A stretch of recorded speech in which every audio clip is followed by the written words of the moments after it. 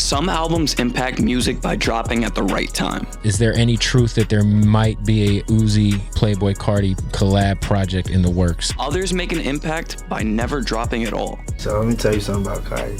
He's a troll. And that's exactly what happened with Playboi Carti and Lil Uzi's collab tape 1629. A tape that made nothing but sense at the time. Two artists constantly creating, dropping songs that would shape an entire generation. We what you call a mumble rapper. Everything was pointing towards it happening. The first collab album I want to drop is 1629. The album's done. And then it all fell apart. This is 1629, one of the most important underground albums we've never heard.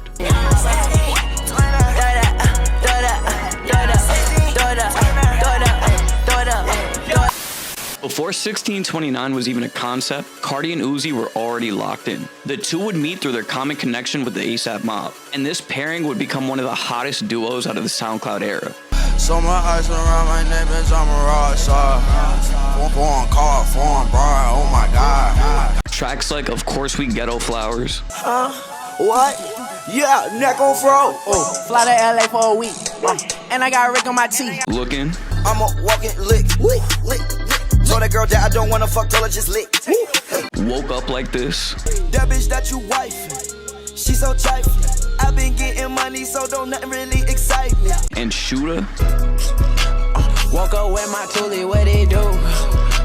Meet me in the alley with the troops. Showed how well they naturally worked together. Nothing about this pairing felt forced. I didn't come in the game trying to make a mistake. That shit whack, that's what it is. None of it was label driven. It was two artists genuinely feeding off of each other's ideas.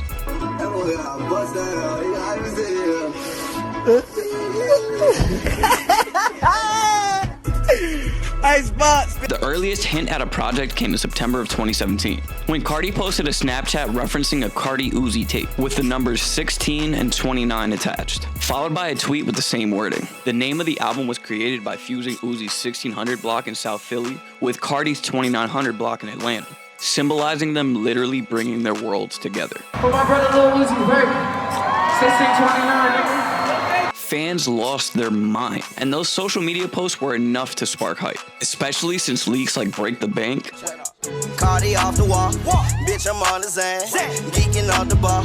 Were already circulating online. People assumed the tape was on the way, and for a second, it looked like it was. In October 2017, Carti and Uzi announced an official 1629 tour, an 18-city run with G Herbo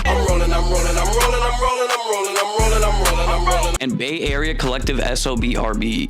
MCM backpack, little nigga back, fuck where that ass at, bitch where that cash at. Kind of a weird pairing, but whatever. This was supposed to be the beginning of the rollout. The tape was dropping, the tour was scheduled, everything lined up, and then out of nowhere, Uzi backed out, saying nothing about it other than he needed to focus. The tour was canceled immediately after, and behind the scenes, Uzi started shifting his energy into what would eventually become Eternal Take. I turned to an addict, I brought me a paddock, I brought her a baby one. Yeah, I brought me a Maybach, came with 2 doors, yeah, that's a Mercedes one. Just like that, the tape went silent. Even though the tour died, the sessions didn't. In 2018, Carti said him and Uzi had been recording since 2015. We've been recording since like 2015. And had over 100 unreleased songs together. Like, how many records do y'all have together that we haven't heard? Like 100. 100? And then years later on Aiden Ross's stream, Uzi said they worked on 40 songs in London specifically for 1629. Well, I hate to break it to you, I already have all the leaks, so. You talking about you had the leaks, but we recorded 1629 in London, and nobody had them. I don't even have them, so ha. The myth of 1629 became bigger than the album itself. And from 2018 on, leaks kept surfacing. I'm with the squad, yeah, I'm with the squad, yeah.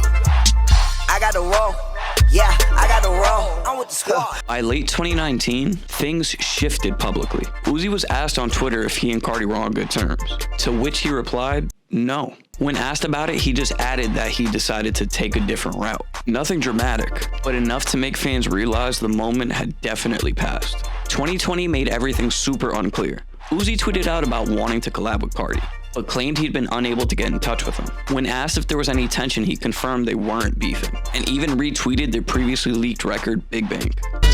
Big bad bitch, no one. Big bang bitch no one.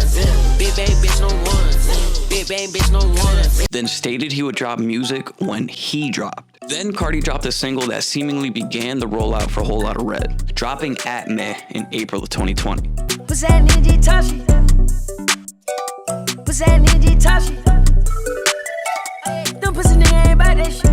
Uzi responded with his own track titled Just Meh or Daytona. Pull up on a stain, I made 20 chicks. Gang.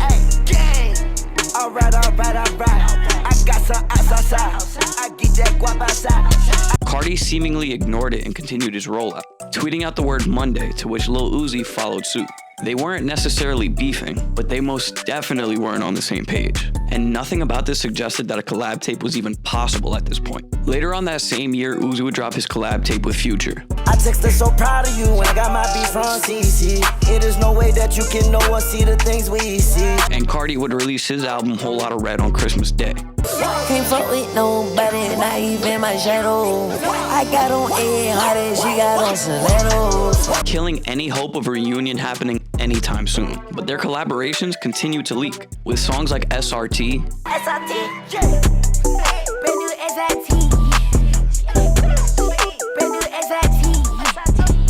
and Cartier. These bitches don't give a fuck. They fucking a Carti. My diamond like flashlight. I'm showing my ass right. I turn to the bag. I smoke out the pack right. I'm drinking that act right. Giving a look at what an updated version of this project could sound like. And although things look shaky between them publicly, these leaks gave fans hope that behind the scenes they could still be working. After Whole Lotta Red, Carti teased Narcissist. And during this era, him and Uzi were seen publicly again. Studio rumors started circulating. The idea of a collab album became possible again.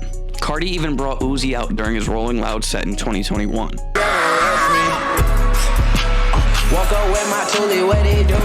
And although we may not get a collab tape, people were just excited at the idea of these two making music again. But ultimately, Narcissist got scrapped. Carti shifted his focus and started working on a new album called Music. Yeah, I was looking for Benji. And Uzi would work on what would eventually become the Pink Tape.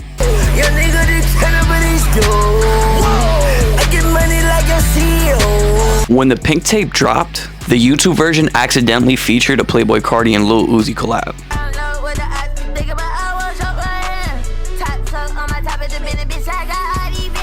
It wasn't intended to come out and was immediately taken down, but the leak spread instantly. And around this time, Uzi would post an Instagram story tagging Playboi Carti, alluding to both of them taking over the world, once again sparking rumors of a collaborative album. Then they were spotted together dressed in all white, rumored to be filming a music video. It wasn't confirmation of a tape, but it was the closest thing to it that fans had seen in years. By 2023, both artists had fully carved out their own lane. Uzi became an industry darling and leaned deeper into the mainstream, while Carti doubled down, going all in on his underground, mysterious aesthetic. This time they weren't drifting apart because of conflict, but because of their evolution as rappers. The version of Carti and Uzi that were working on 1629 just didn't exist anymore. And they'd spend the majority of 2023 and 2024 strictly in their own lanes, with Uzi dropping Eternal at Take Two, and Carti focusing on his rollout for I Am Music.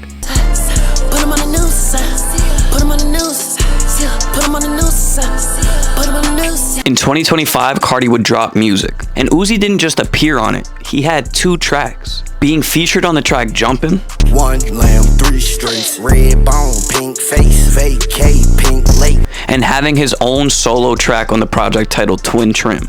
Bitch, I'm ballin', I can throw it up just like a floater. I don't want your bitch, don't save her number, just one holder. Carti never explained his reasoning for this, but giving Uzi his own song on the project showed that his contributions meant something.